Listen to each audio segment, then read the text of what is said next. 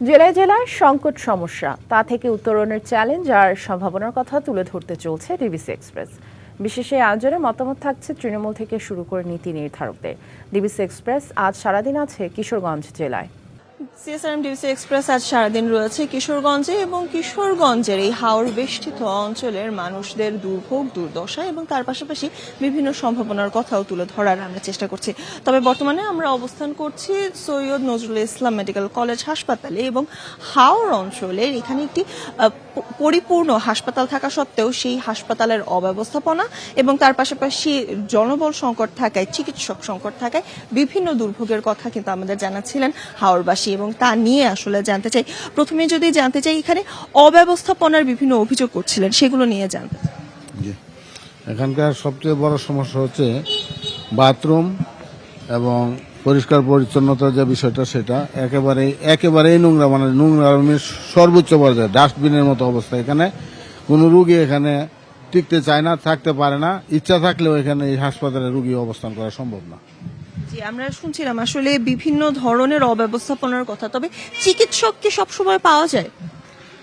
না, আমি এসেছিলাম আমার ওয়াইফকে দেখানোর জন্য ডাক্তারকে।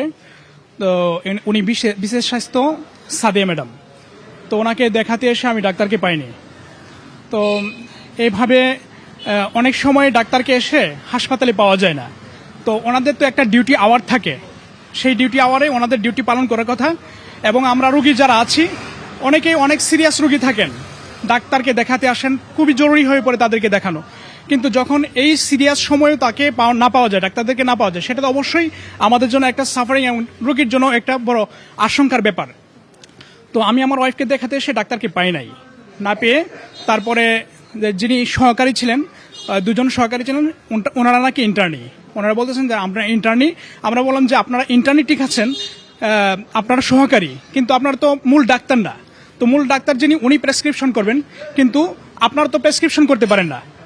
তো মূল ডাক্তার সহকারী হিসেবে আপনারা থাকেন, যখন মূল ডাক্তার উপস্থিত থাকবেন তখন আপনারা তার উপস্থিতি ডাক্তারকে সহযোগিতা। আসলে 24 ঘন্টা চালু থাকবে এই হাসপাতাল, এমন আমরা কিন্তু সাইনবোর্ডও দেখতে পাচ্ছি, কিন্তু চিকিৎসকদের একটা বড় সংকট রয়েছে।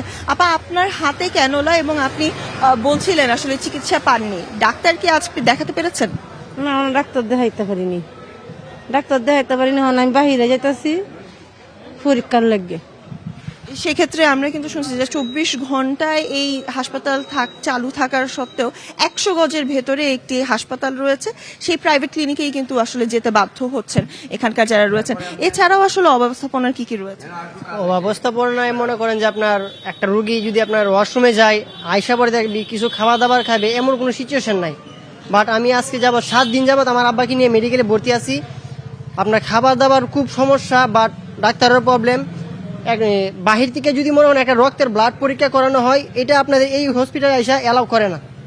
আমি 500-700 টাকা দিয়ে আমি বাহির থেকে আমার আব্বাকে এই ব্লাড পরীক্ষা করে নিয়ে আসি, ওই জায়গায় আইসা আপনি ওইটা আমার অ্যালাউ করে নাই। বাট ওইখানে আবার আমার 1500 টাকা দিয়ে আমার ব্লাড পরীক্ষা করাতে হয়েছে। এই বিভিন্ন কারণে কিন্তু দেখা যাচ্ছে এই হাওর বেষ্টিত অঞ্চলের যারা বাসিন্দা রয়েছেন তাদের কিন্তু দুর্ভোগ বাড়ছে, তার পাশাপাশি খরচও কিন্তু বাড়ছে এবং সব মিলিয়ে চিকিৎসা সেবায় কিন্তু তারা সন্তুষ্ট নন বলে আমাদেরকে জানাচ্ছিল।